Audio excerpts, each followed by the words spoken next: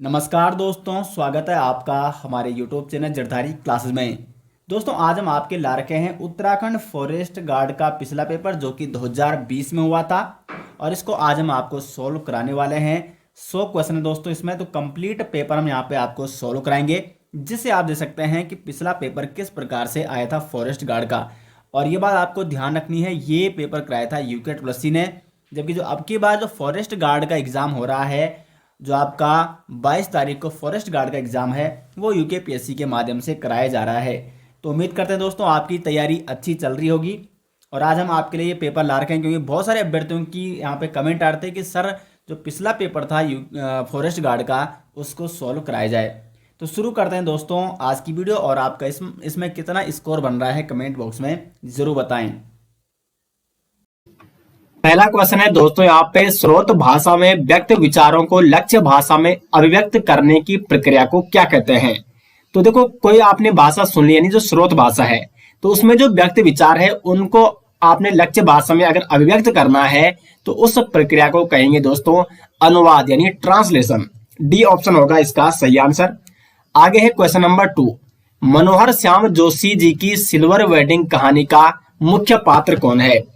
तो मनोहर श्याम जोशी जी की रचना है सिल्वर वेडिंग, ये एक कहानी है और इसके जो मुख्य पात्र हैं वो है यशोधर बाबू, यानी डी ऑप्शन हो जाएगा सही आंसर।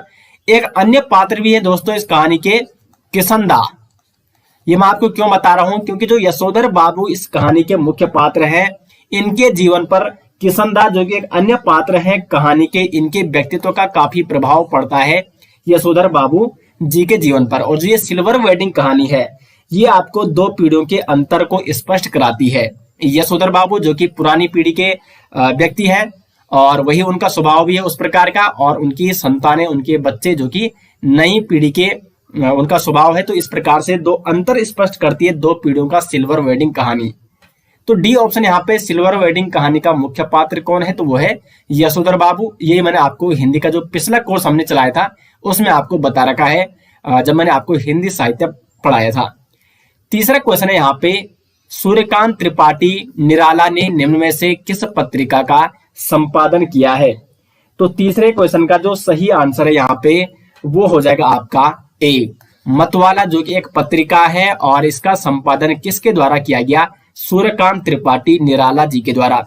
इनके कुछ अगर अन्य महत्वपूर्ण रचनाओं की बात करें, किसकी, सूर्यकांत त्रिपाठी निराला जी की, तो इनकी है एक बहुत ही महत्वपूर्ण रचना जूही की कली, ये इनकी प्रथम रचना थी। कुछ अन्य महत्वपूर्ण रचना जैसे कुकुरमुत्ता जो कि कई बार एग्जाम में पूछी जाती है, कुकुरमुत्ता हो गया। उसके बाद विधवा हो गई, ये भी इनकी एक प्रसिद्ध रचना है। उसके बाद अनामिका, ये दोस्तों इनके कुछ प्रमुख रचनाएं हैं जो कि आपको नोट करनी है। प्रत्येक क्वेश्चन को दोस्तों मैं यहाँ पे आपको डिटेल्स में बताने का प्रयास करूंगा, क्योंकि यहाँ से बहुत सारे फैक्ट ऐसे हो सकते हैं कि जो कि आगामी एग्जाम में पूछे जा सकते हैं। और अगर आपने हमारा जो कोर्स है हिंदी का कोर्स या आपका जीके कोर्स अगर वो पढ़ा है तो आपका इसमें साथ साथ रिविजन भी होता रहेगा। बहुत सारे क्वेश्चन दोस्तों वहां से लगातार यहाँ पे पूछे गए हैं। चौथा क्वेश्चन यहाँ पे, पासपोर्ट को हिंदी में क्या कहते हैं। तो पासपोर्ट को हिंदी में कहते हैं पारपत्र, इसका हो जाएगा सी ऑप्शन सही आंसर। क्वेश्चन नंबर 5 है, घोड़ा का पर्यायवाची शब्द। तो घोड़ा का जो पर्यायवाची शब्द है वो है यहाँ पे हया, बी ऑप्शन हो जाएगा सही आंसर। और अगर हम बात करें घोड़े के अन्य पर्यायवाची शब्दों की, तो घोटक हो गया, उसके बाद हया तो यहीं पे दिया गया है, बजी हो गया, तुरंग, सैंधव, ये कुछ महत्वपूर्ण पर्यायवाची शब्द हैं घोड़े के जो कि बार बार एग्जाम में पूछे जाते हैं। अब यहाँ पे तमाल दिया गया है, ऑप्शन भी देख लेते हैं। तो तमाल किसे कहते हैं, ये एक वृक्ष होता है। तमाल क्या होता है, एक वृक्ष होता है। जम्बुक की बात अगर करें तो जम्बुक तो वैसे तो जामुन को भी कहते हैं, और साथ ही साथ जम्बुक दोस्तों किसे कहा जाता है, गीदड़ को भी कहा जाता है। और नेक्स्ट यहाँ पे वायस, तो वायस किसे कहा जाता है, ये कहा जाता है कौवे को। तो चारों ऑप्शन आपके मैंने यहाँ पे कवर कर दिए हैं। तमाल एक वृक्ष है, जम्बुक हो गया जामुन, और गीदड़ को भी जम्बुक कहा जाता है, और वायस ये कौवे को कहा जाता है। क्वेश्चन नंबर 6 है, बघेली किस उपभाषा की बोली है? ये तो मैंने जो 2022 का हमारा कोर्स चल रहा है हिंदी का, उसमें भी आपको बता दिया है, वहां से प्रश्न बना हुआ है। तो बघेली किस उपभाषा की बोली है? क्वेश्चन नंबर 6 का जो सही आंसर हो जाएगा, पूर्वी हिंदी की बोली है बघेली। पूर्वी हिंदी एक उपभाषा है हिंदी की और इसकी बोली है बघेली। पूर्वी हिंदी में 3 बोलियां आती हैं, कौन कौन सी? अवधी,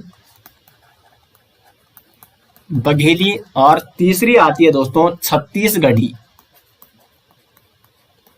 तो ये तीनों आपको याद होगी, मैंने आपको ये पढ़ा रखा है। क्वेश्चन नंबर 7 है, निम्नलिखित में से क्रिया के सही भेद। तो क्रिया के 2 भेद होते हैं कर्म के आधार पर, सकर्मक क्रिया और अकर्मक क्रिया, यानी इसका हो जाएगा क्वेश्चन नंबर 7 का ए ऑप्शन सही आंसर। क्वेश्चन नंबर 8 देखो, यहाँ पे निम्नलिखित में से अशुद्ध वाक्य है। तो आपको इन चारों ऑप्शनों में से अशुद्ध वाक्य चुनना है। देखो यहाँ पे ऑप्शन है, वहां बहुत से पशु और पक्षी उड़ते और चरते हुए दिखाई दिए। देखो यहाँ पे ये वाक्य सीधा साधा क्या लग रहा है, यहाँ पे अशुद्ध लग रहा है। कैसे लग रहा है? वहां बहुत से पशु और पक्षी।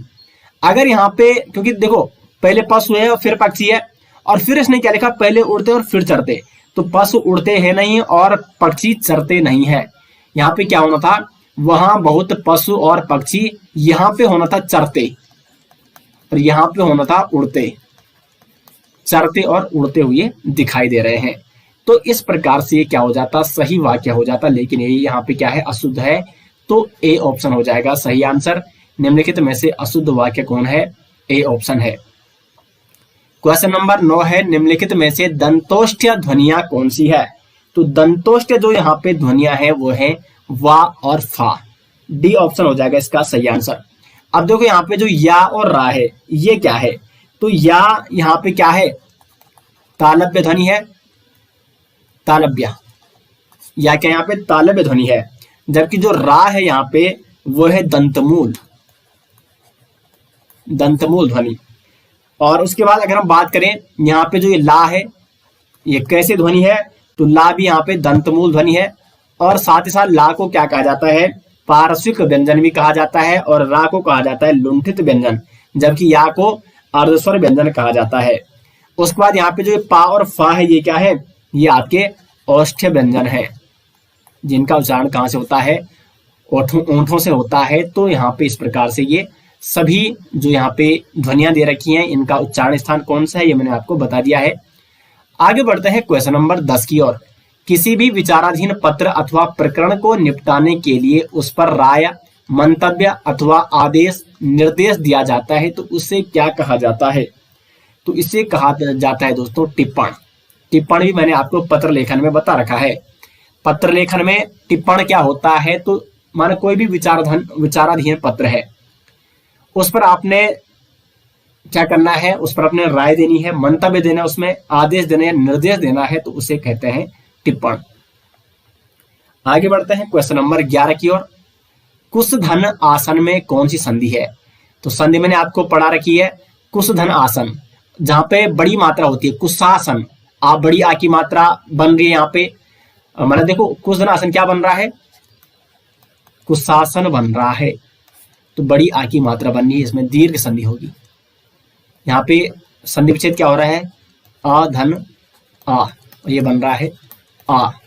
कुशधन आसन, कुशासन, दीर्घ संधि होगी। क्वेश्चन नंबर 11 का ए ऑप्शन हो जाएगा सही आंसर। क्वेश्चन नंबर 12 की ओर बढ़ते हैं।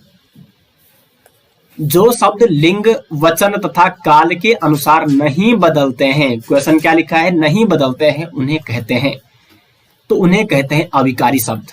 देखो शब्द एक होता है विकारी शब्द और एक हो गया अविकारी शब्द।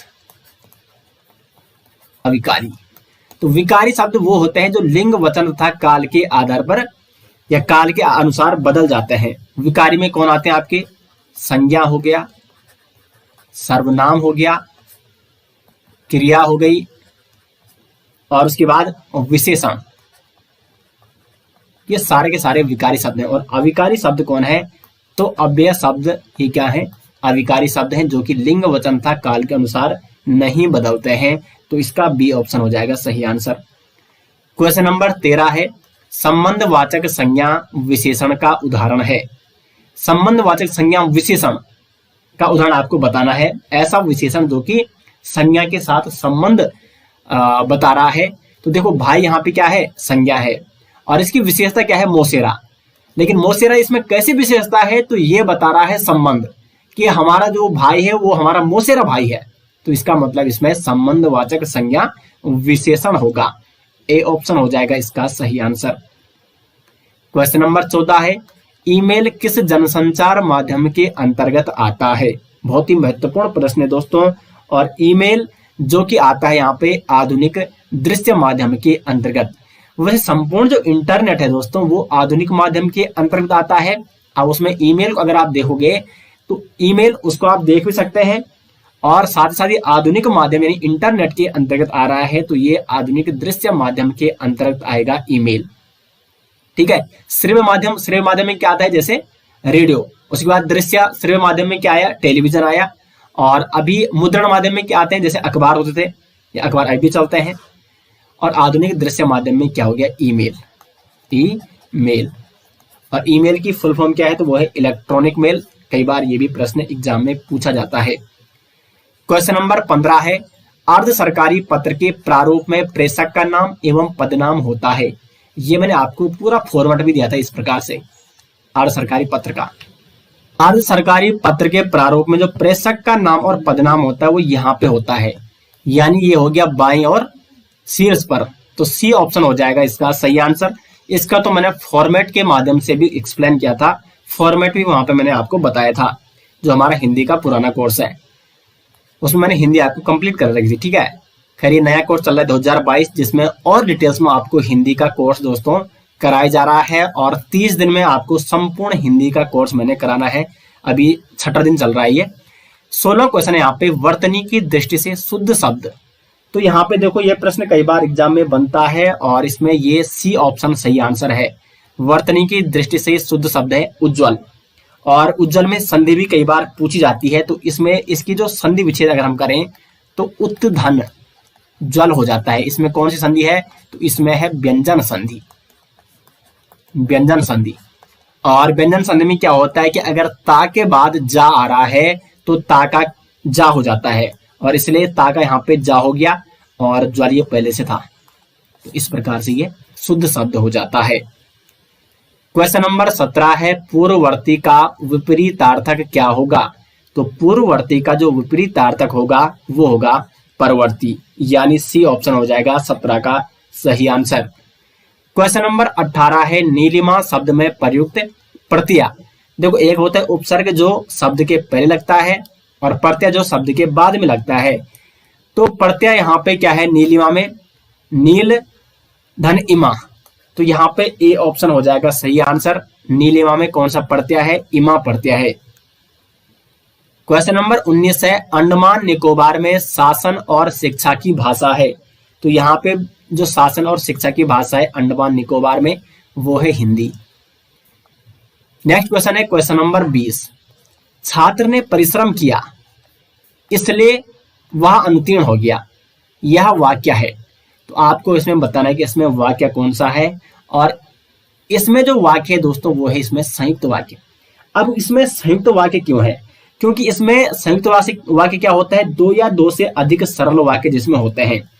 तो ये देखो 2 या 2 से अधिक इसमें सरल वाक्य है। एक तो ये वाक्य छात्र ने परिश्रम नहीं किया, ये अपने आप में एक पूरा वाक्य है। वह अनुत्तीर्ण हो गया, ये भी एक पूरा वाक्य है। लेकिन अगर हम इन दोनों को मिलाते हैं, इसमें ये योजक शब्द लगा देते हैं, तो फिर ये संयुक्त वाक्य हो जाता है। साथ ही साथ इसमें अगर और लगता किंतु, परंतु, इस प्रकार के संयोजक शब्द जहां पे होते हैं वहां पे भी क्या होता है, संयुक्त वाक्य होता है। तो छात्र ने परिश्रम किया इसलिए वह अनुत्तीर्ण हो गया, इसमें संयुक्त वाक्य है। 20 का हो जाएगा सी ऑप्शन सही आंसर। अब देखो ये हिंदी के 20 क्वेश्चन थे, और यूके ट्रिपल का हर एग्जाम जो ग्रुप सी का है उसमें आपको 20 नंबर की हिंदी पूछी जाती है। और इस 20 नंबर का हिंदी का कोर्स आजकल आपका चल रहा है, तो उसके साथ आप जरूर जुड़े। बहुत सारे प्रश्न वहां से बन चुके हैं और आगे भी बनेंगे। वैसे हमारा पुराना कोर्स है वहीं से भी बहुत सारे प्रश्न पहले ही यहाँ पे पूछे जा चुके हैं। तो उस कोर्स के साथ आपको जुड़ना है और हिंदी में आपको टारगेट बनाना है कि 17 या 18 प्रश्न ऐसे होने चाहिए जो आपको आने चाहिए हिंदी में। तो लगातार जितनी ज्यादा आपकी प्रैक्टिस रहेगी, पुराने पेपरों को आपको सोल्व करना है। इसलिए आज से ये सीरीज हमारी चलाई जा रही है और प्रत्येक सप्ताह आपको एक पुराना पेपर यूके ट्रिपल का सोल्व कराया जाएगा। उसके माध्यम से आप यहाँ पे समझ सकेंगे कि कितनी आसान यहाँ पे पेपर बनता है या कितना टफ पेपर बनता है और क्या क्या आपको पढ़ना है। बढ़ते हैं अब यहाँ पे आगे 21 क्वेश्चन की ओर। तो क्वेश्चन नंबर 21 है यहाँ पे, राज्यसभा के सभापति का चुनाव किस निर्वाचक मंडल के द्वारा किया जाता है? पॉलिटिमा ने आपको बता रखा है। देखो यहाँ पे कंफ्यूज क्या होता है लड़कों को या बच्चों को, यहाँ पे वो समझते हैं कि राज्यसभा के सभापति का चुनाव, अब सभापति कौन है राज्यसभा का, जबकि आपको पता है कि राज्यसभा का जो सभापति होता है वो स्वयं उपराष्ट्रपति ही होता है। अब उपराष्ट्रपति की चुनाव प्रणाली ये आपको पता होनी चाहिए। तो उपराष्ट्रपति की जो चुनाव प्रणाली होती है उसमें संसद के दोनों सदनों के सदस्य उसको निर्वाचित करते हैं, यानी और साथ ही साथ दोनों सदनों के कैसे सदस्य होने चाहिए, निर्वाचित सदस्य भी और मनोनीत सदस्य भी। तो यहाँ पे आ जाएगा संसद के समस्त सदस्य। अब संसद का मतलब यहाँ पे लोकसभा भी हो गया और राज्यसभा भी हो गया, यानी दोनों सदन। और समस्त सदस्य का मतलब यहाँ पे ये हो गया कि निर्वाचित सदस्य भी और मनोनीत सदस्य भी। तो क्वेश्चन नंबर 21 का दोस्तों डी ऑप्शन हो जाएगा सही आंसर। राज्यसभा के सभापति यानी उपराष्ट्रपति का चुनाव किस निर्वाचक मंडल के द्वारा किया जाता है? तो संसद के समस्त सदस्यों द्वारा। और अगर हम बात करें आर्टिकल की, तो आर्टिकल 66 का खंड 1 जिसमें उपराष्ट्रपति का निर्वाचन बताया गया है उसमें, और निर्वाचन जो नीति है उपराष्ट्रपति की वो राष्ट्रपति के अनुसार होती है। उसमें एकल संक्रमण या आनुपातिक गुप्त मतदान किया जाता है। तो इसका डी ऑप्शन हो जाएगा सही आंसर। आगे बढ़ते हैं क्वेश्चन नंबर 22 की ओर। भारत के किस राष्ट्रपति की स्वीकृति के पश्चात उत्तरांचल यानी उत्तराखंड राज्य अस्तित्व में आया? तो यहाँ पे KR नारायण जो कि उस समय तत्कालीन राष्ट्रपति थे, उनके स्वीकृति के पश्चात ही उत्तराखंड अस्तित्व में आया। जो उत्तर प्रदेश मतलब जो विधेयक था, उत्तर प्रदेश पुनर्गठन विधेयक 2000, हाँ ठीक है, वो सबसे पहले 27 जुलाई 2000 को पहले वो लोकसभा में प्रस्तुत किया जाता है। उसके बाद 1 अगस्त 2000 को लोकसभा में पारित हो जाता है।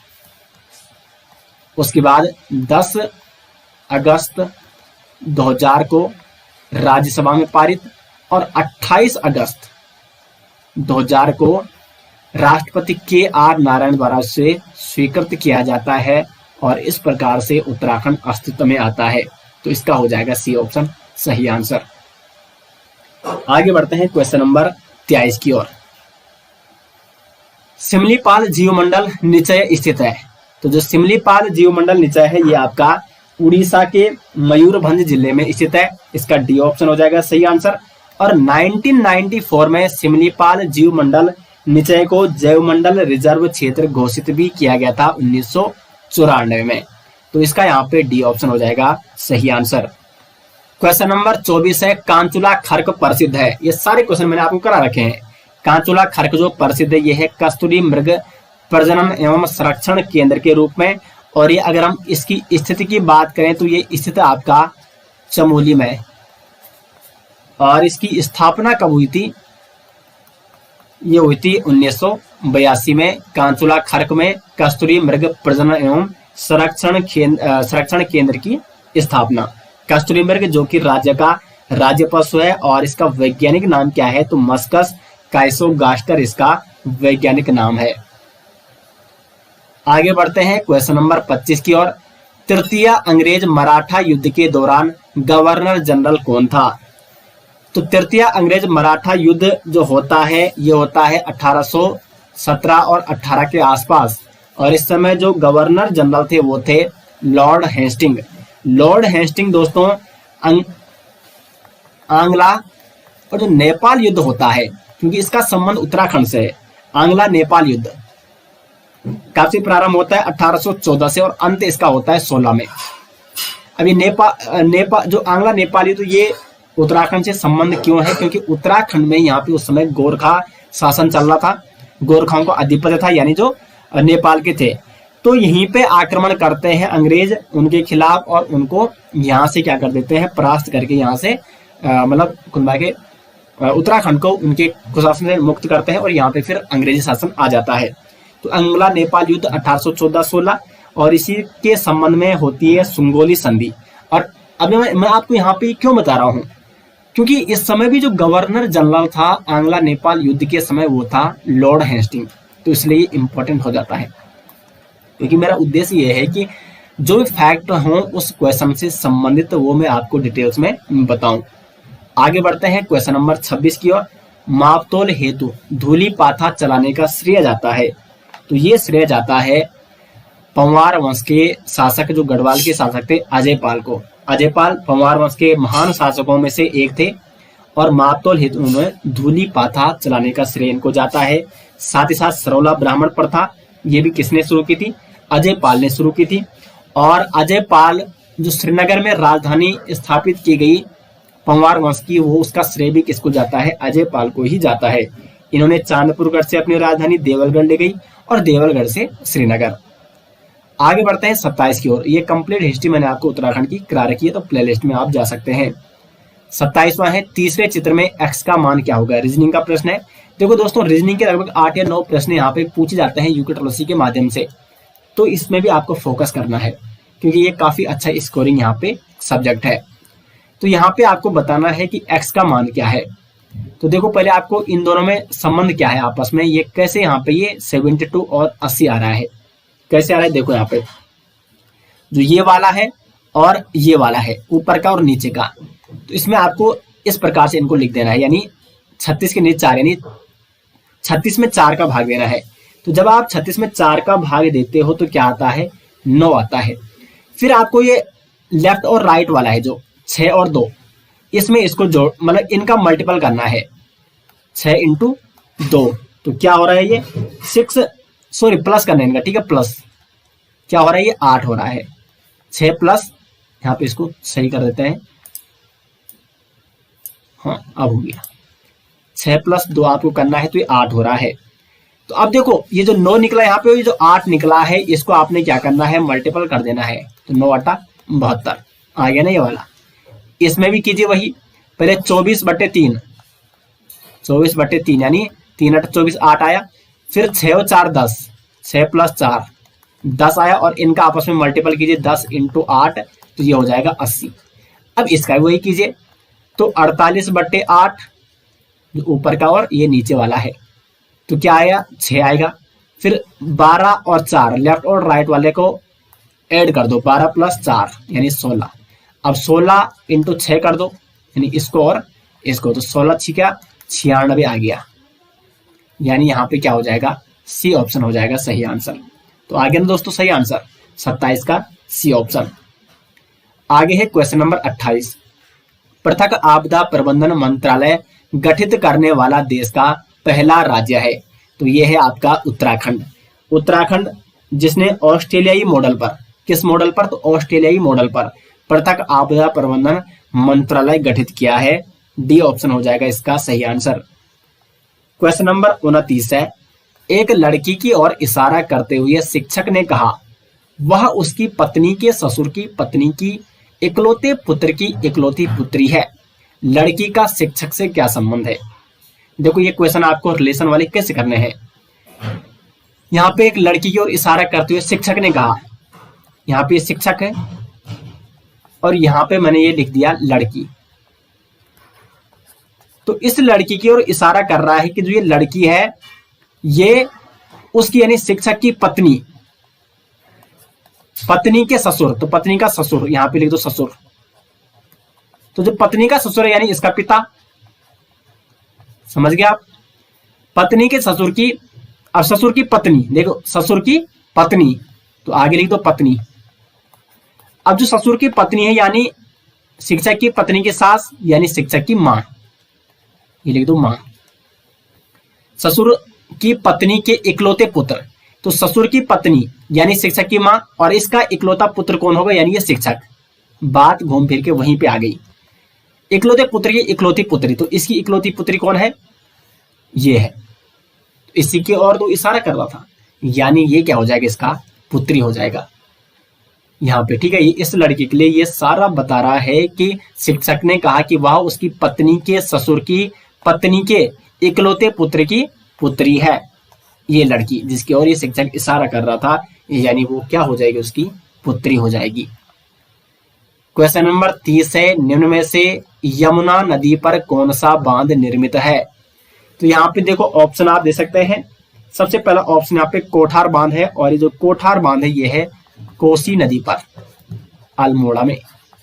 उसका एक कालागढ़ बांध है, तो कालागढ़ बांध आपका पश्चिमी रामगंगा नदी पर है। कहाँ है? पौड़ी में। और यहीं से पश्चिमी रामगंगा राज्य से बाहर निकल जाती है। किसाऊ बांध ये आपका कहाँ है? टोंस नदी पर है, देहरादून में। और सूरीधार बांध ये हो जाएगा यमुना नदी पर, यानी डी ऑप्शन हो जाएगा यहाँ पे क्वेश्चन नंबर 30 का सही आंसर। रिवर सिस्टम आप देख सकते हैं, कंप्लीट मैंने आपको पढ़ा रखा है, और डैम भी, जो प्रमुख विद्युत परियोजनाएं हैं। देखो मैंने जो सीरीज कर रखी ना उत्तराखंड की शुरू, एक बार मैंने आपको कंप्लीट जियोग्राफी कराई थी, और उसमें मैंने उत्तराखंड के मोस्टली टॉपिक आपको कंप्लीट करा दिए थे। और उसके बाद आजकल जो परीक्षा वाणी सीरीज चली, उसमें मैंने काफी डिटेल्स में आपको उत्तराखंड जीके का संपूर्ण जो परीक्षा वाणी में टॉपिक थे, तो परीक्षा वाणी में तो टॉपिक ले हमने, लेकिन डिटेल्स में हमने परीक्षा वाणी जो बुक है उससे भी काफी डिटेल्स में आपको हमारी उस सीरीज में मिलेगा। और साथ साथ दोस्तों जरदारी क्लासेस के संपूर्ण नोट्स अगर आपको चाहिए, जितने भी हमारी सीरीज चल रही, हिस्ट्री या डिस्ट्रिक्ट सीरीज या आपकी परीक्षा वाणी सीरीज या हिंदी का कोर्स जो आजकल चल रहा है, तो वीडियो के डिस्क्रिप्शन में आपको लिंक दे दिया जाएगा, या आप गूगल पे सर्च कीजिए jardhariclasses.in, वहां पे आपको उस वेबसाइट में पीडीएफ देखने को मिल जाएगी, वहां से आप उन पीडीएफ को डाउनलोड कर सकते हैं। क्वेश्चन नंबर 31 है, भारत के 26वें एयर चीफ मार्शल के रूप में किसकी नियुक्ति की गई? तो ये तो उस समय, देखो ये पेपर 2020 का है, और ये 2019 का करंट अफेयर्स क्वेश्चन उसमें पूछा गया है, यानी पिछले एक साल का। तो उस समय जो 26वें एयर चीफ मार्शल नियुक्त किए गए, वो किए गए राकेश कुमार सिंह भदौड़िया। बी ऑप्शन इसका हो जाएगा सही आंसर। जबकि अगर हम बात करें वर्तमान की, वर्तमान लेटेस्ट 2022 का मैं आंकड़ा बता रहा हूं, वर्तमान में जो एयर चीफ मार्शल है वो है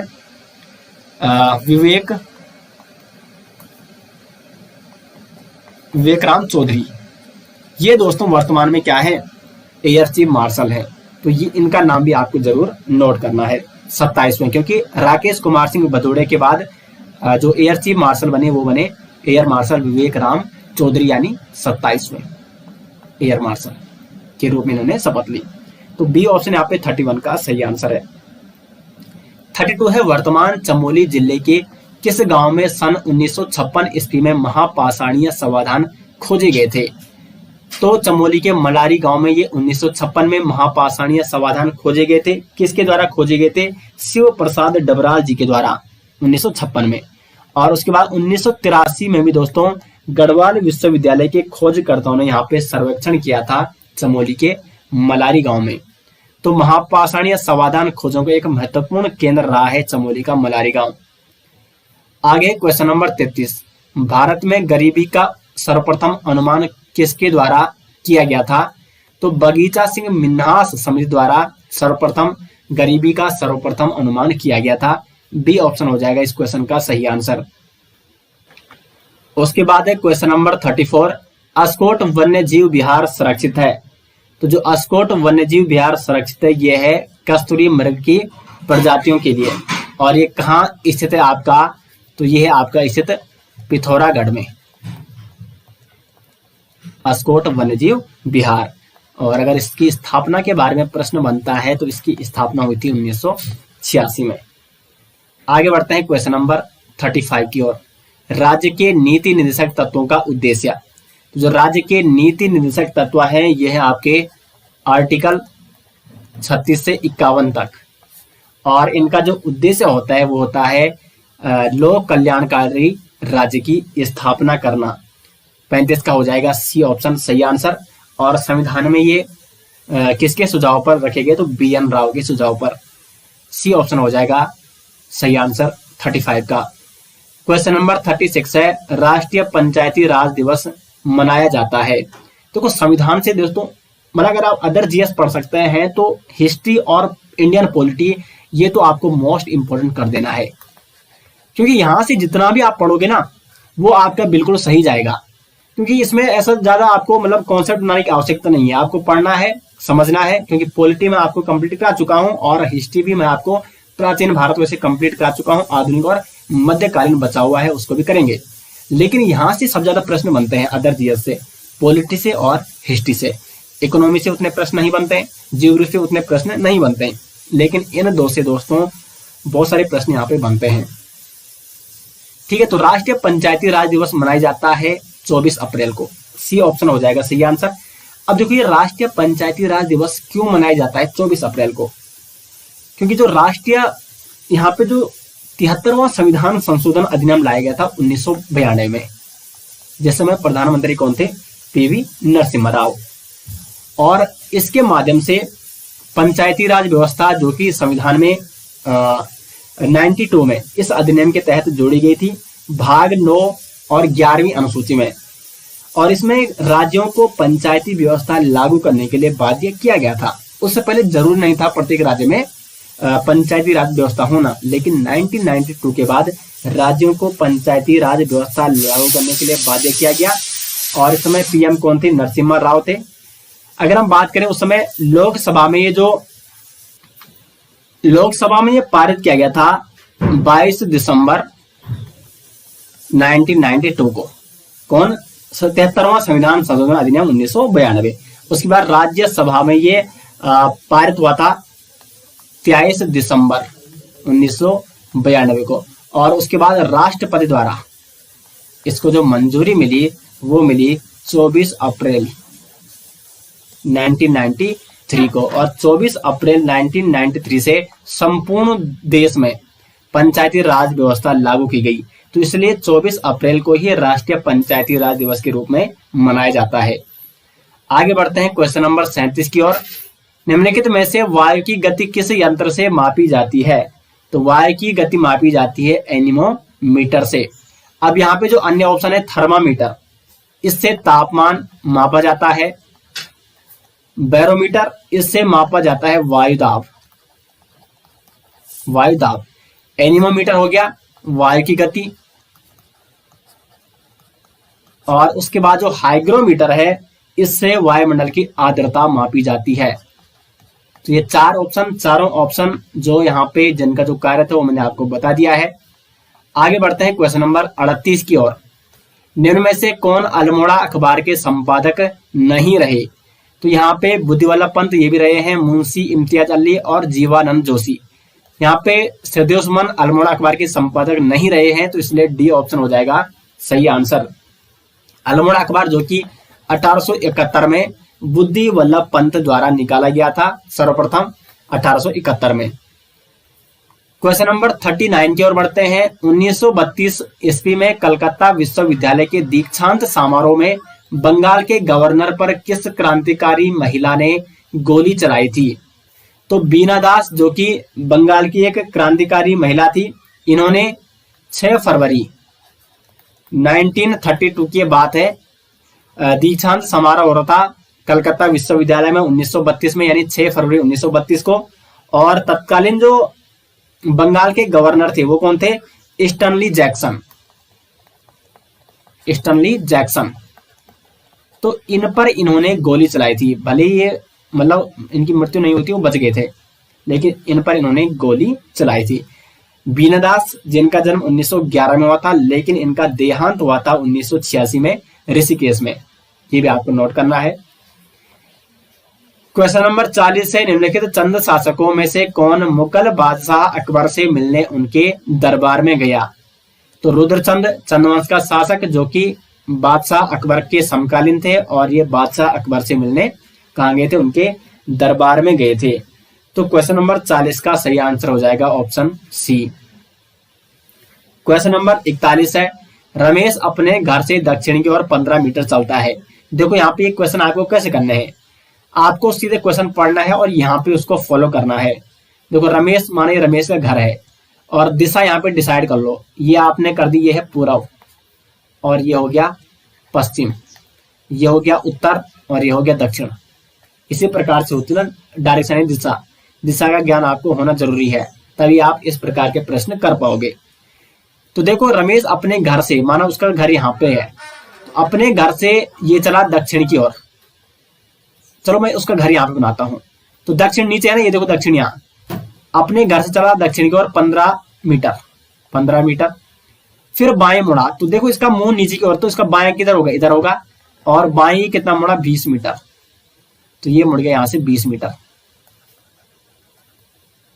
एक 20 मीटर चलता रहा, एक बार ये फिर बाएं मुड़ता है। अब देखो ये आगे की ओर चल रहा है इधर की ओर, तो इसका मतलब सामने है, तो बाएं इसका हो गया ऊपर। तो बायां मुड़कर ये 15 मीटर चलता है, 15 मीटर, क्योंकि इधर भी ये 15 मीटर है, इधर भी ये 15 मीटर। अब वो यहाँ पे है, प्रारंभ में वो यहाँ पे था और अभी ये वर्तमान में यहाँ पे है। तो वह अपने घर से कितनी दूरी पर और किस दिशा में है। तो यहाँ से यहाँ की दूरी 15, यहाँ से यहाँ की दूरी 15। अब यहाँ से यहाँ की दूरी 20 है, तो यहाँ से यहाँ की दूरी भी कितनी होगी दोस्तों, 20 मीटर होगी।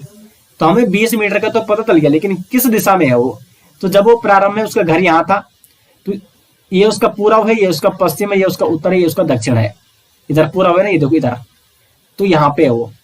तो वो 20 मीटर पूर्व में है, यानी बी ऑप्शन हो जाएगा क्वेश्चन नंबर 41 का सही आंसर। आगे बढ़ते हैं क्वेश्चन नंबर 42 की ओर। राष्ट्रीय अभ्यारण्य हेतु ऑनलाइन प्रवेश परमिट जारी करने के लिए सिंगल विंडो सिस्टम पथिक शुरू किया गया है। तो ये शुरू किया गया है गंगोत्री नेशनल पार्क उत्तरकाशी द्वारा। वैसे यहाँ पे आपको बता दिए शुरू कब किया गया था। सीएम त्रिवेंद्र सिंह रावत तत्कालीन जो सीएम थे उत्तराखंड के, उन्होंने 7 अप्रैल 2017 को इसका उद्घाटन किया। अब यहाँ पर मैं आपको डेट इसलिए बता रहा हूं क्योंकि वैसे जो आगामी एग्जाम है उनके लिए ज्यादा इंपॉर्टेंट नहीं है, आ भी सकता है किसी भी एग्जाम में। लेकिन ये देखो 2020 में एग्जाम हुआ था और पिछले 2 या 3 साल के करंट अफेयर्स उत्तराखंड के पूछे जाते हैं। तो उत्तराखंड करंट अफेयर्स आपको पिछले 2-3 साल का पढ़ के जाना है। हम यहाँ पे पिछले 1 साल से लगातार आपको उत्तराखंड करंट अफेयर्स आपके लाते रहते हैं। 2020 का, 2021 का, 2022 तक का कंप्लीट आपको करंट अफेयर्स आपको हमारी वेबसाइट jardhari-classes.in में, वहां पे 2020 का अलग आपको मिलेगा, 2021 का अलग और 2022 का पिछले 6 मंथ यानी जनवरी से जून तक का। तो वहां से आप पढ़ सकते हैं उसको। खैर यूट्यूब में भी आपको कंप्लीट 2021 का कंप्लीट मिल जाएगा, 2020 का भी वहां पे पिछले 6 महीने का कंप्लीट हो चुका है। तो वहां से आप उन वीडियोस को या ऐप से देख सकते हैं हमारे। क्वेश्चन नंबर 43 है, व्यास सम्मान 2019 नासिरा शर्मा को प्रदान किया गया, उनके किस उपन्यास के लिए। तो नासिरा शर्मा जिनको व्यास सम्मान 2019 से सम्मानित किया गया था, उनके उपन्यास कागज की नाव के लिए। तो कागज की नाव किसका उपन्यास है, नासिरा शर्मा का, और इसके लिए इनको व्यास सम्मान 2019 से सम्मानित किया गया। अब जो व्यास सम्मान 2020 या 21 ये किसको प्रदान किया गया, क्योंकि ये तो पुराना हो चुका है। तो व्यास सम्मान 2020 की बात करें तो ये मिला था यहाँ पे शरद पगारे जी को, शरद पगारे। उनकी किस रचना के लिए, तो पाटलिपुत्र की साम्राज्ञी।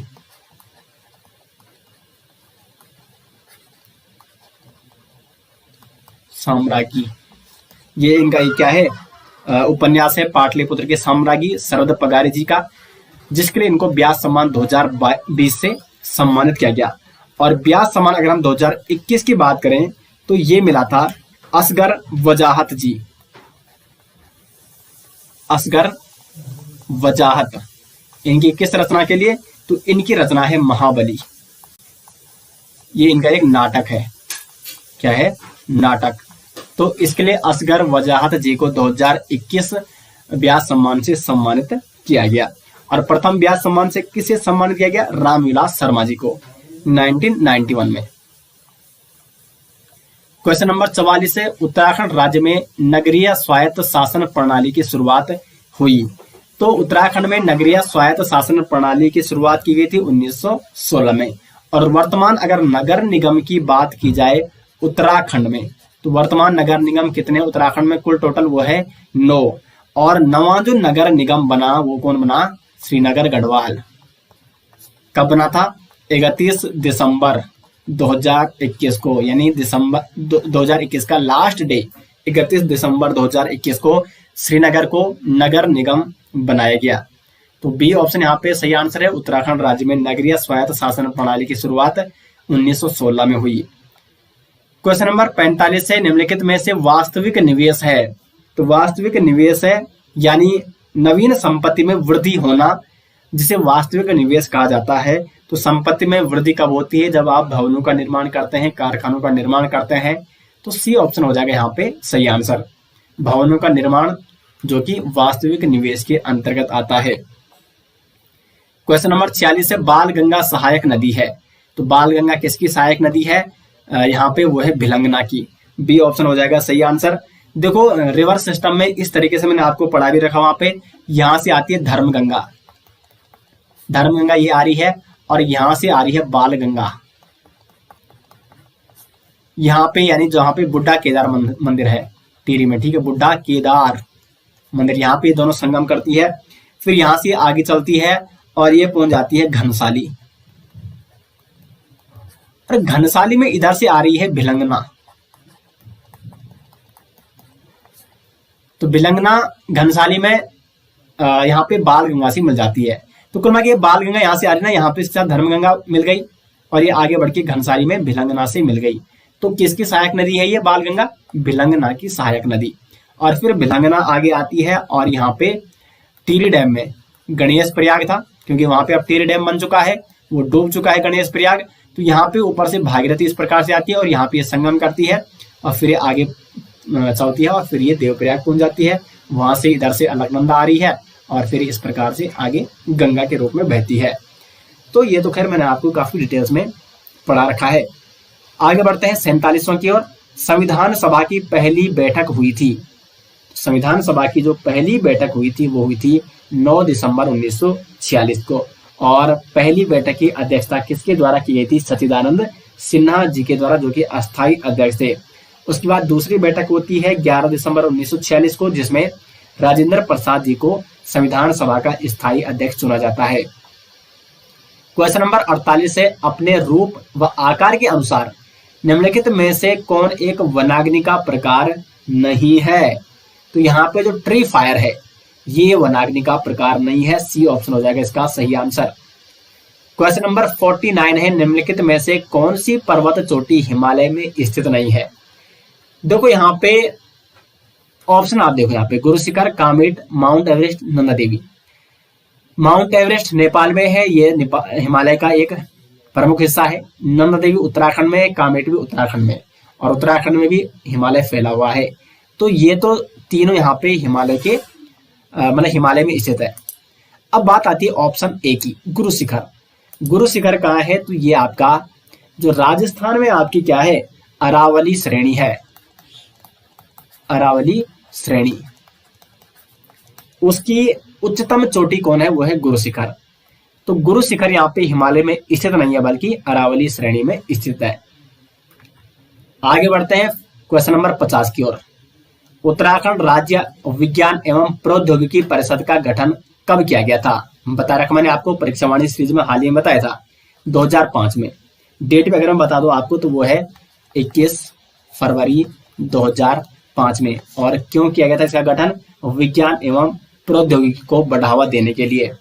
लेक्चर 2600 या 2700 में आपको देखना होगा, वहां पे आपको मिल जाएगा परीक्षावाणी का जो मैंने आपको जो सीरीज चलाई थी। तो बी ऑप्शन हो जाएगा इसका सही आंसर। 51वां है, निम्नलिखित में से किसने ईस्ट इंडिया कंपनी को दीवानी प्रदान की थी? तो ईस्ट इंडिया कंपनी को दीवानी प्रदान की गई थी शाह आलम द्वितीय द्वारा 1765 में। क्वेश्चन नंबर 52 है, कुमाऊं को किस वर्ष कुमाऊं एवं गढ़वाल 2 जिलों में विभक्त किया गया था? देखो यहाँ पे जब अंग्रेजों ने यहाँ पे शासन करना प्रारंभ किया तो उन्होंने सर्वप्रथम 1839 में क्या किया? कुमाऊं एवं गढ़वाल यानी 2 जिलों में विभक्त किया, और गढ़वाल का जो मुख्यालय बनाया, गढ़वाल का मुख्यालय वो कहां बना? 1839 में श्रीनगर गढ़वाल। लेकिन दोस्तों 1840 में गठन हो जाता है पौड़ी जनपद का, और जो गढ़वाल जनपद था या जो ब्रिटिश गढ़वाल था उसका मुख्यालय श्रीनगर से स्थानांतरित किया जाता है 1840 में पौड़ी गढ़वाल।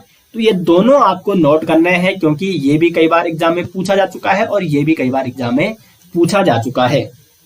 1840 में पौड़ी जिले का गठन हुआ और उसके बाद ब्रिटिश गढ़वाल का मुख्यालय श्रीनगर से पौड़ी स्थानांतरित किया गया। लेकिन कुमाऊं और गढ़वाल में कब विभाजन हुआ, तो वो 1839 में हुआ। 53 की ओर बढ़ते हैं। दी गई श्रेणी में कौन सा विकल्प प्रश्न चिन्ह के स्थान पर आएगा। तो देखो यहाँ पे आपको बताना है यहाँ पे क्या आएगा। ये कुछ इस प्रकार से हो रहा है, देखो, हाँ, जो ये वाला 1 है, ठीक है, तो इसको अगर स्क्वायर करोगे तो कितना होगा, 1 ही होगा। फिर यहाँ पे आगे बढ़ोगे अगर 4, तो जो 4 है वो 2 का स्क्वायर है, फिर जो 9 है वो 3 का स्क्वायर है, और फिर जो यहाँ पे आएगा वो 4 का स्क्वायर होगा। तो देखो 1 का स्क्वायर 1, 2 का स्क्वायर 4, 3 3 9 और 4 को यहाँ पे आ जाएगा 16, यानी वो किसका स्क्वायर होगा, 4 का स्क्वायर 16 होगा। यहाँ पे 16 आ जाएगा और ये हो जाएगा सी ऑप्शन सही आंसर। ठीक है दोस्तों, अब हम आगे बढ़ते हैं क्वेश्चन नंबर 54 की ओर। गढ़वाली फिल्म जगवाल के निर्देशक थे। तो गढ़वाल की जो फिल्म है, पहली फिल्म है जगवाल, जो कि 1983 में रिलीज हुई थी और ये गढ़वाल की पहली फिल्म है और इसके निर्देशक कौन थे, वो थे पराशर गौड़। अगर बात करें कुमाऊं की, तो कुमाऊं की जो पहली फिल्म है वो है मेघा, हाँ, जो कि कब रिलीज हुई थी, 1987 में, और इसके निर्देशक कौन है, तो वो है काका शर्मा। 55 की ओर बढ़ते हैं। 3 बार विश्व चैंपियन रही साइकिल चालक केली कैटलिन का हाल ही में निधन हुआ है, वह निवासी थी। तो ये उस समय 2020 के करंट अफेयर्स का क्वेश्चन था। 7 मार्च 2019 को इनका निधन हुआ और ये कहाँ की थी, ये थी संयुक्त राज्य अमेरिका की, यानी बी ऑप्शन हो जाएगा सही आंसर। यानी पिछले 1 साल का करंट अफेयर दोस्तों आपको पढ़ना जरूरी है। 56वां है यहाँ पे न्योली है। तो न्योली यहाँ पे क्या है दोस्तों, न्योली है एक वनगीत, ए ऑप्शन हो जाएगा सही आंसर। 57वां है, ये उत्तराखंड का ही वनगीत है, ठीक है, न्योली। 57 है, शिक्षा प्रशिक्षण एवं स्वास्थ्य पर किया गया व्यय कहलाता है। देखो दोस्तों, मानव के लिए शिक्षा प्रशिक्षण और स्वास्थ्य ये बहुत जरूरी है, यानी इन पर अगर व्यय किया जाता है तो ये कहलाता है मानव पूंजी। शिक्षा प्रशिक्षण एवं स्वास्थ्य, क्योंकि ये मानव के लिए बहुत ही महत्वपूर्ण है और इन पर अगर व्यय किया जा रहा है तो वो मानव पूंजी ही मानी जाती है। बी ऑप्शन हो जाएगा 57 का सही आंसर। क्वेश्चन नंबर 58 है। उत्तराखंड की संस्कृति में ठुलो ढुसको, यानी जिसको ठुलखेल भी कहा जाता है, वो क्या है। तो ठुलो ढुसको जो कि उत्तराखंड की संस्कृति में है पहाड़ी रामायण। डी ऑप्शन दोस्तों हो जाएगा 58 का सही आंसर। 59 की ओर बढ़ते हैं। निम्न में से संयुक्त राष्ट्र संघ के हेग स्थित अंतरराष्ट्रीय न्यायालय के संबंध में कौन सा कथन सत्य है। तो इसका जो सही आंसर है वो है डी। 15 न्यायाधीश 9 वर्ष के लिए केवल संयुक्त राष्ट्र संघ की महासभा तथा सुरक्षा परिषद द्वारा चुने जाते हैं। तो इसलिए इसका हो जाएगा डी ऑप्शन सही आंसर। क्वेश्चन नंबर 60 है। गढ़वाल हितकारिणी सभा की स्थापना हुई। तो गढ़वाल हितकारिणी सभा की स्थापना होती है 1901 में। साथ साथ गढ़वाल यूनियन की स्थापना भी कब हुई थी, वो हुई थी 1901 में ही। और संस्थापक कौन थे, तारादत्त गढ़वाल और उनके सहयोगी। आगे बढ़ते हैं क्वेश्चन नंबर 61 की ओर। यूरोपीय संघ यानी ईयू का मुख्यालय कहाँ है। तो ये है बेल्जियम की राजधानी ब्रुसेल्स। ब्रुसेल्स जो कि बेल्जियम की राजधानी है। राजधानी।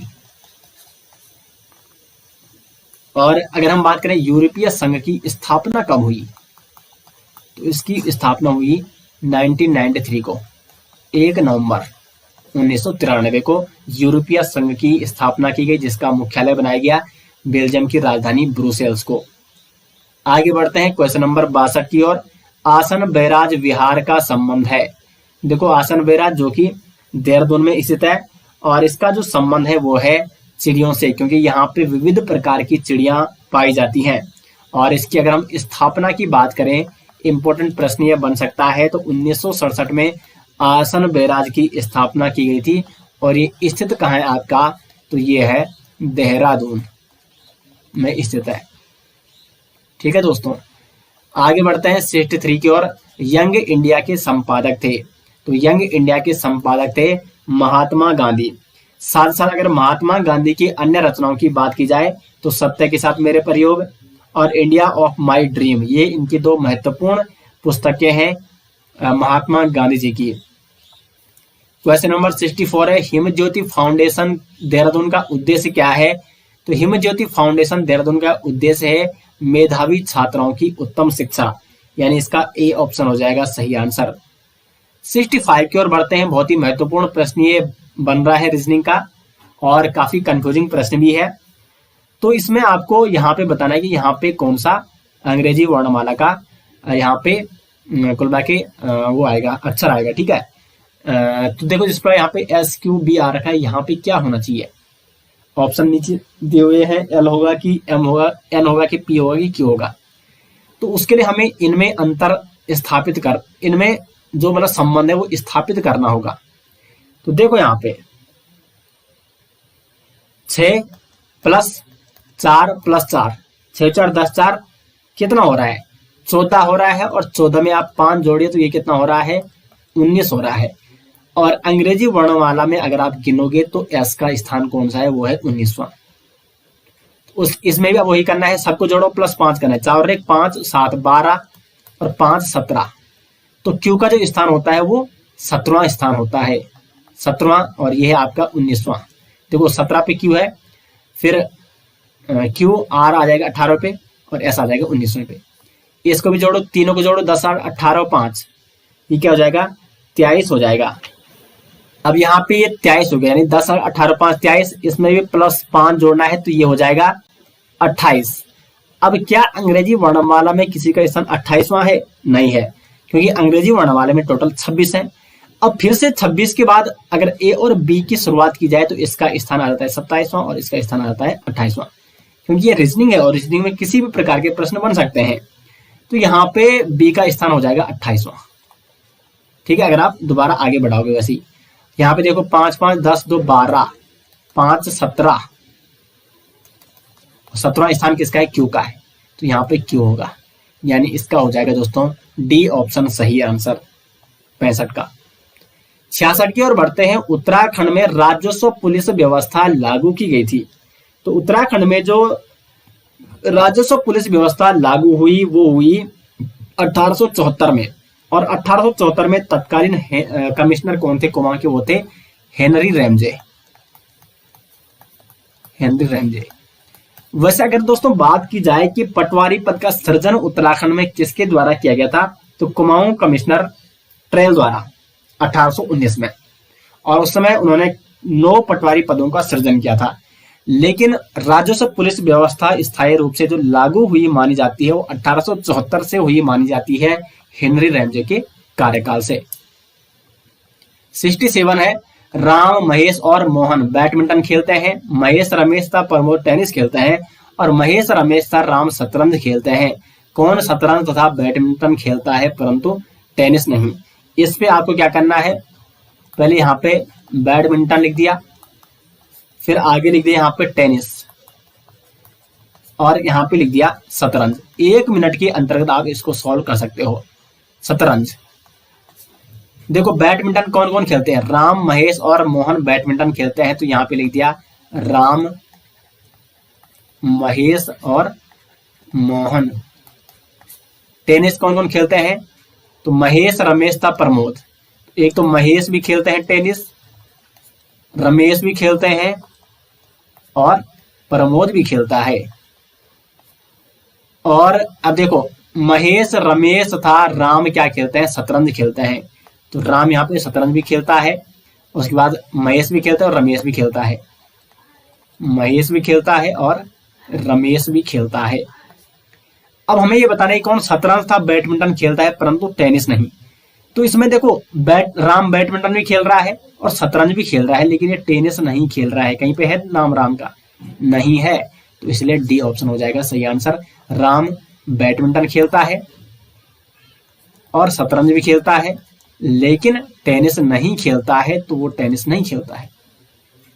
डी ऑप्शन हो जाएगा। उसके बाद 68 है, यहाँ पे छांगलेस की प्रशस्ति प्राप्त हुई थी। तो छांगलेस की जो प्रशस्ति प्राप्त हुई थी वो हुई थी लाखा मंडल से। लाखा मंडल जो कि कहाँ स्थित है, देहरादून में। और छांगलेस जो राजवंश था, इसको माना जाता है कि 5वीं सदी के आसपास का ये राजवंश था। और छांगलेस इस वंश का लगभग कौन सा राजा था, तो वो था 8वां राजा। इससे पहले 7 राजा और हो चुके थे। तो देहरादून के लाखा मंडल से छांगलेस की प्रशस्ति प्राप्त होती है। साथ साथ इसी लाखा मंडल से दोस्तों राजकुमारी ईश्वरा का शिलालेख भी प्राप्त होता है। राजकुमारी ईश्वरा जिनका संबंध था सिंहपुर के यदु राजवंश से। हिस्ट्री मैंने आपको काफी डिटेल्स में ये सारे टॉपिक कंप्लीट करा रखे हैं, वहीं से प्रश्न पूछे गए हैं। अब ये एक महत्वपूर्ण प्रश्न बन चुका है रीजनिंग का, ये दी गई आकृति में कितने वर्ग हैं। इसके मैं बेस्ट शॉर्ट ट्रिक आपको बता रहा हूं। अगर यहाँ पे वर्ग दिया है और उसके अंतर्गत बहुत सारे वर्ग हैं, वो आपको कलेक्ट करने हैं। तो सिंपल सा तरीका क्या है, आपको यहाँ पे गिनने हैं, इधर कॉलम और इधर भी गिनिए, ठीक है। यहाँ पे देखो 1 2 3 4, 4 यहाँ पे हैं, ठीक है। और फिर उसके बाद आपको क्या करना है दोस्तों, यहाँ पे सामने लिखना है 1 2 3 4, प्रत्येक का स्क्वायर आपको लिखना है और प्रत्येक को प्लस कर देना है। तो 1 कम 1 प्लस 2 4 प्लस 3 3 9 प्लस 4 4 16। तो ये बन रहा है 4 1 5 9 5 14 16 30। तो कुल मिला के इसका आंसर आ जाएगा 30। ट्रिक क्या है कि मतलब आपको ये गिनना है कॉलम, ठीक है। 1 2 3 4 और इधर भी उतने ही होने चाहिए, ठीक है। मतलब देखो 1 2 3 4, क्योंकि वर्ग है, वर्ग में क्या होता है, चारों भुजा समान होती है। इधर से गिनोगे तो 1 2 3 4, इधर से गिनोगे तो 1 2 3 4। तो कुल मिला के सीधे आपको 1 2 3 4 लिखना है इस प्रकार से। अगर 5 हो तो 5 तक लिखते हैं, 6 हो तो 6 तक लिखते हैं। इनको मतलब प्लस करना है और मतलब सबका स्क्वायर भी लगाना है सब पे, और तब जितना आंसर आएगा वो आपको स्क्वायर करके जोड़ना है। और इसका आ गया 30। क्वेश्चन नंबर 70 है, यूनेस्को द्वारा फूलों की घाटी को विश्व धरोहर घोषित किया गया था। कब किया गया था? 2005 में यूनेस्को ने फूलों की घाटी को विश्व धरोहर घोषित। फूलों की घाटी की अगर बात की जाए तो इसकी स्थापना होती है 1982 में, और ये उत्तराखंड का सबसे छोटा राष्ट्रीय उद्यान है। स्थित कहाँ है? तो ये स्थित है आपका चमोली में। और इसकी खोज की बात अगर की जाए तो 1931 में फ्रैंक स्मिथ द्वारा इसकी खोज की गई थी, और स्कंद पुराण में इसे क्या कहा गया है? नंदकानन कहा गया है। और 2005 में इसको यूनेस्को द्वारा विश्व धरोहर स्थल घोषित किया गया। 71 की ओर बढ़ते हैं। A B C D E और एफ, ये 6 गांव है। एफ डी के पश्चिम में है। अब देखो इतना पढ़ना भी क्या है, इसको सीधे यहीं से सॉल्व कर देते हैं। एफ डी के पश्चिम में 1 किलोमीटर दूर है। एफ है डी के पश्चिम में। तो देखो मैंने आपको डायरेक्शन बताया था, एक बार इधर डायरेक्शन खींच लेते हैं, ठीक है। ये पूरा है, ये पश्चिम है, ये उत्तर है और ये दक्षिण है। तो एफ है वो डी के पश्चिम में, माना डी अगर यहाँ पे है तो एफ इसके पश्चिम में, यानी यहाँ पे एफ। अब देखो मतलब इनके संबंध में और कौन सा यहाँ पे एफ और डी का संबंध, क्योंकि तभी देखो हमें ये पता चल गया, तो इन्हीं के बेस पे हमें लगाना है। तो यहाँ पे बी ई दिया है, इसको बाद में करेंगे। ए दिया है, सी ए दिया है, यहाँ पे आ गया आपका डी। डी ए के दक्षिण में 1 किलोमीटर दूर है। जो डी है वो ए के भी किसमें है? दक्षिण में है। तो दक्षिण इधर है, यानी ए कहाँ होगा? ऊपर होगा, यानी ए यहाँ होगा। और ए के दक्षिण में डी है 1 किलोमीटर, सब में 1 किलोमीटर का फासला है। तो हमारे पास 3 आ गए, ए डी एफ। तो ए का संबंध देखो, अब ए का संबंध किससे? ये है, इससे है। सी ए के पूर्व में 1 किलोमीटर दूर है। तो जो सी है वो ए के पूर्व में है। पूर्व किधर होता है? इधर है ना पूर्व। तो ये सी ए के पूर्व में 1 किलोमीटर दूर है। हमारा सी भी आ चुका हमारे पास। अब आप कीजिए सी किस में है? अब देखो ए इसमें भी अभी, ठीक है, इसको भी सॉल्व कर लेते हैं। ए के उत्तर में 2 किलोमीटर दूर है। जो ए है वो ई के उत्तर में है, उत्तर ये है ना, तो ए के उत्तर में 2 किलोमीटर दूर है। तो 1 किलोमीटर तो ये हुआ और 1 किलोमीटर यहाँ पे ई, यानी ए है जो ई के उत्तर में, ई के उत्तर में, उत्तर ये है ऊपर देखो। तो 1 किलोमीटर यहाँ से ये है और 1 ये है, 2 किलोमीटर दूर है ए। अब बचा कौन? तो बचा ये वाला, जो बी है वो ई के पूर्व में है, तो ई के पूर्व में है बी। अब क्वेश्चन क्या है यहाँ पे कि कौन से तीन गांव एक रेखा में है, तो ए डी और ई ये तीनों गांव आगे एक ही रेखा में, तो ए डी ई किस में है, बी ऑप्शन में है, तो इसका हो जाएगा दोस्तों बी ऑप्शन 71 का सही आंसर। आगे बढ़ते हैं 72। वीडियो बहुत बड़ी हो गई दोस्तों, थक भी लग गई, लेकिन कंप्लीट 100 क्वेश्चन आपको कराने हैं और वो आपको आज ही कराने हैं, क्योंकि ऐसे में बड़ा मतलब अच्छा लगता है जब कंप्लीट 100 क्वेश्चन यहाँ पे सोल्व हो चुके हैं। अब पार्ट्स में ये अच्छा नहीं लगता है। 72 है भेंकल ताल एवं ब्रह्मताल दर्शनीय स्थल स्थित है, तो जो भेंकल ताल और ब्रह्मताल है ये है आपके चमोली में। 73 है भाभा परमाणु अनुसंधान केंद्र के वैज्ञानिकों द्वारा विकसित भाभा कवच है, तो 73 का जो सही आंसर है वो है भारतीय सैन्य बलों हेतु बनाया गया अगली पीढ़ी के हल्के वजन की बुलेट प्रूफ जैकेट, इसका ए ऑप्शन सही आंसर है, ये भी उस समय का करंट का क्वेश्चन है। 74 की ओर बढ़ते हैं। उत्तराखंड राज्य में आपातकालीन चिकित्सा सेवा यानी 108 प्रारंभ की गई थी 15 मई 2008 को, यानी इसका हो जाएगा डी ऑप्शन सही आंसर। 75 की ओर बढ़ते हैं। भारत में हाल ही के वर्षों में किस आयातित मद पर सर्वाधिक विदेशी विनिमय व्यय किया गया है, तो सर्वाधिक जो विदेशी विनिमय व्यय किया गया है वो किया गया है पेट्रोलियम तेल और लुब्रिकेट्स पर, यानी बी ऑप्शन हो जाएगा 75 का सही आंसर। 76 है the Himalayan districts of the north western province of India पुस्तक के लेखक कौन है, तो वो है Edwin T Atkinson, D option सही आंसर इनका। साथ साथ द हिमालयन गजेटियर पुस्तक भी किसकी है, वो है एडविन टी एटकिंसन की। 77 की ओर बढ़ते हैं। विश्व व्यापार संगठन निम्नलिखित में से किस संगठन का उत्तराधिकारी है, तो जो विश्व व्यापार संगठन है इसकी स्थापना 1995 को हुई थी यहाँ पे, और ये किसका उत्तराधिकारी है, तो ये यहाँ पे general agreement on trade and tariff, यानी ए ऑप्शन हो जाएगा सही आंसर। 78 की ओर बढ़ते हैं। यशोधर मठपाल का नाम किस विधा से जुड़ा है, तो यशोधर मठपाल एक प्रसिद्ध चित्रकार थे, ठीक है, यानी चित्रकला से इनका चित्रकला विद्या से जुड़े हुए हैं। और साथ ही साथ दोस्तों यशोधर मठपाल जो कि एक प्रसिद्ध पुरातत्वविद भी रह चुके हैं उत्तराखंड के। यशोधर मठपाल जिनका जन्म 1939 में अल्मोड़ा में हुआ था। और कुमाऊं की चित्रकला ये पुस्तक किसकी है, कुमाऊं की चित्रकला पुस्तक ये भी किसकी है, तो यह है यशोधर मठपाल की। जबकि अगर बात करें गढ़वाल पेंटिंग्स, तो गढ़वाल पेंटिंग पुस्तक किसकी है, वो है मुकंदी लाल जी की। 79 है मौसम की दशाएं वायुमंडल की किस परत में बदलती है, तो ये बदलती है क्षोभ मंडल में। अगर हम वायुमंडल की बात करें तो सबसे यहाँ पे देखो नीचे है क्षोभ मंडल, उसके नीचे यहाँ पे उसके ऊपर वो है समताप। समताप मंडल में ही ओजोन परतें देखने को मिलती है, ओजोन गैसें देखने को मिलती है। तो ओजोन गैस या ओजोन परत किस मंडल में पाई जाती है, इसी यानी समताप मंडल में पाई जाती है। उसके बाद यहाँ पे मध्य मंडल है, और उसके बाद ऊपर बढ़े तो यहाँ पे आयन मंडल है, और आयन मंडल के ऊपर हो गया बहिर्मंडल, ठीक है। आयन मंडल में उल्का पिंड की घटनाएं भी होती हैं।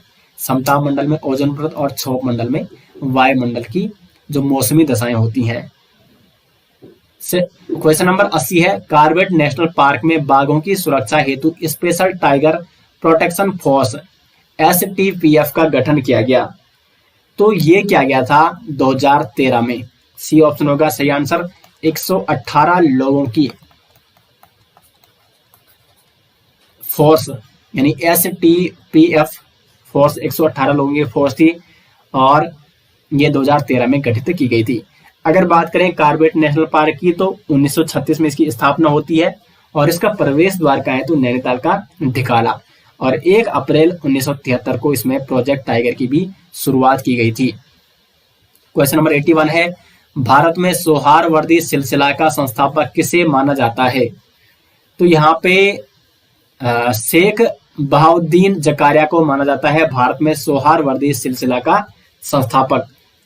82 है वन अनुसंधान संस्थान यानी FRI भवन का डिजाइन किस ब्रिटिश वास्तुविद ने तैयार किया, तो CG ब्लॉमफील्ड मोस्ट इंपोर्टेंट प्रश्न है, सीजी ब्रॉमफील्ड द्वारा एफआरआई भवन का डिजाइन तैयार किया गया था। एफआरआई की अगर स्थापना की बात करें तो एफआरआई की स्थापना कई बार एग्जाम में पूछा जाता है। 1906 में इसकी स्थापना की गई। और ये कहाँ है एफआरआई? तो ये है आपका देहरादून में स्थित है। क्वेश्चन नंबर 83 रीजनिंग का एक और प्रश्न, 3 के विपरीत फलक में कौन सा अंक है?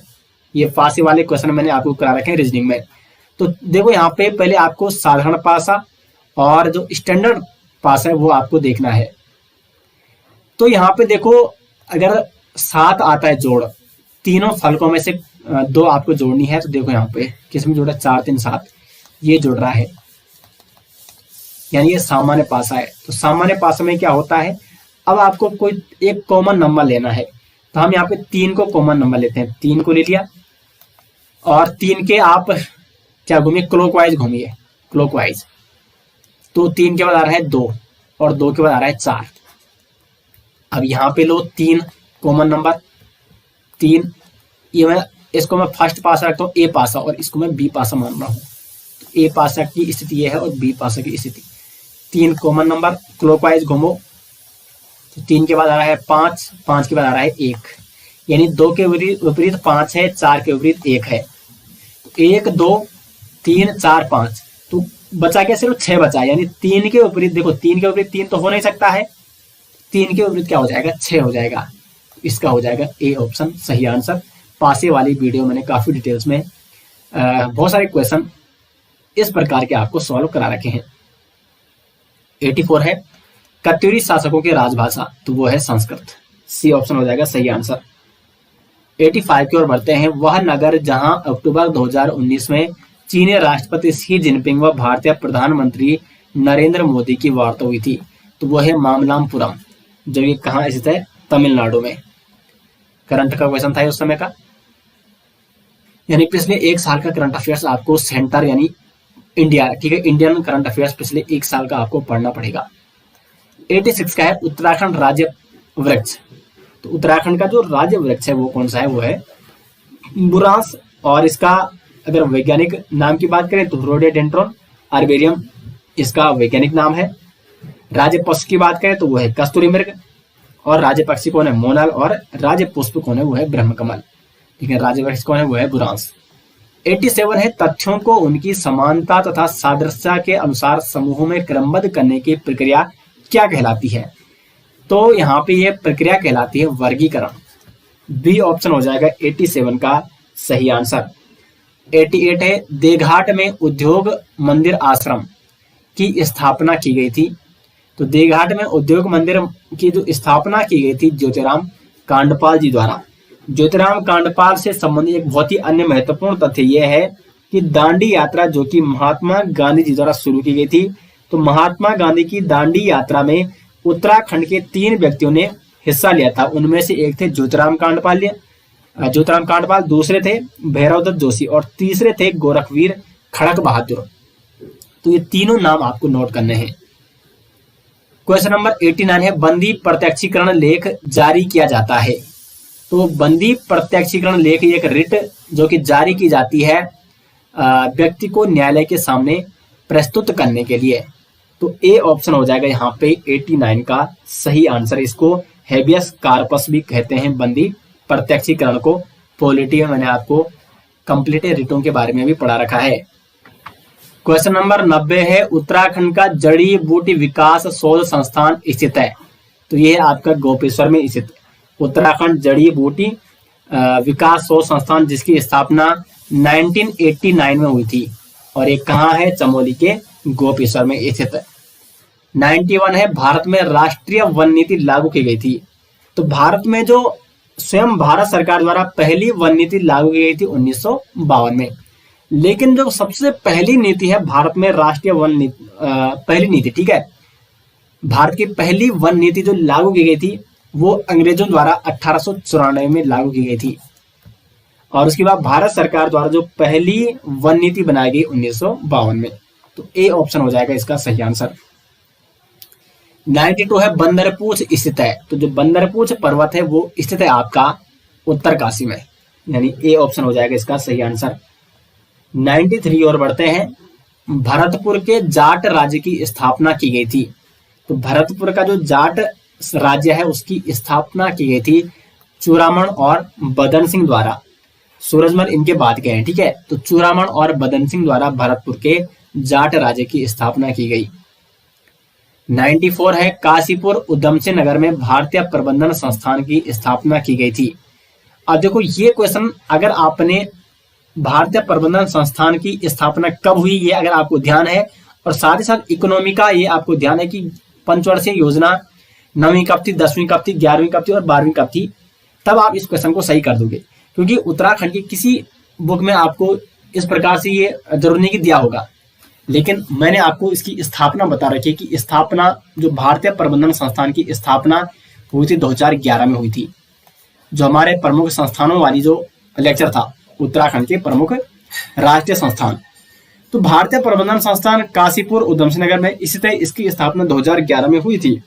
लेकिन दोस्तों 2011 में कौन सी पंचवर्षीय योजना चल रही थी, तो वो चल रही थी 11वीं पंचवर्षीय योजना, जिसका अगर हम बात करें इसकी अवधि थी 2007 से 2012।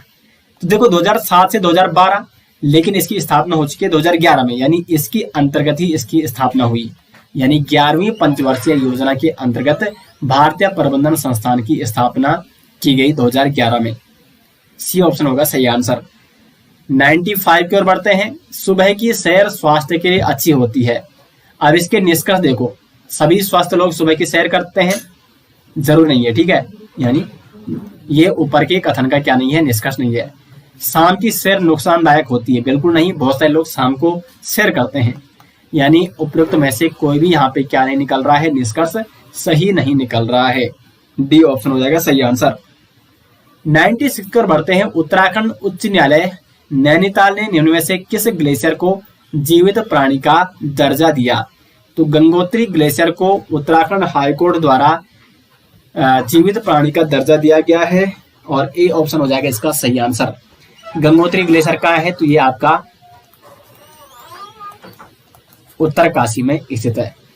राज्य का सबसे बड़ा एक ग्लेशियर है। राज्य का देखो सबसे बड़ा ग्लेशियर है गंगोत्री, उत्तरकाशी में है। दूसरा है पिंडारी, और ये आपका चमोली बागेश्वर में स्थित है।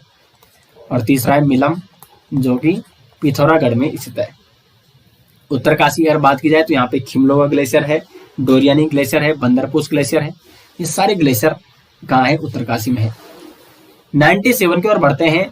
सन 2019 ईस्वी में गुरु नानक देव का जन्म दिवस मनाया गया। तो कौन सा जन्म दिवस मनाया गया था? ये मनाया गया था 550वां। ये भी करंट का क्वेश्चन है। 98 की ओर बढ़ते हैं। चौफुला है, तो चौफुला क्या है दोस्तों? एक नृत्य है। चौफुला उत्तराखंड का श्रृंगार प्रधान नृत्य, जो कि एक सामूहिक नृत्य है। इसमें पुरुष स्त्री द्वारा ये नृत्य किया जाता है, चौफुला नृत्य।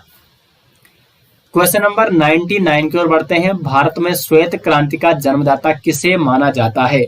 तो वी कुरियन को माना जाता है भारत में श्वेत क्रांति का जन्मदाता। जबकि भारत में हरित क्रांति का जन्मदाता किसे माना जाता है? तो एस स्वामीनाथन को। 99 का बी ऑप्शन होगा सही आंसर। क्वेश्चन नंबर 100 है, और ये आज के पेपर का लास्ट प्रश्न है। बछेंद्री पाल माउंट एवरेस्ट पर चढ़ी थी, तो ये चढ़ी थी 1984 में। अगर डेट पूछी जाती है तो 23 मई 1984 को माउंट एवरेस्ट पर चढ़ी थी बछेंद्री पाल। और ये पहली भारतीय महिला है, देश की पहली महिला है जो कि माउंट एवरेस्ट पर चढ़ी थी 1984 को। उसके बाद 1984 में ही इनको पद्मश्री कब मिला? 1984 में। और अर्जुन पुरस्कार कब मिला इनको? वो मिला था 1986 में। और उसके बाद दोस्तों 2019 में इनको पद्म भूषण पुरस्कार भी मिल चुका है 2019 में। तो ये भी आपको नोट करना है।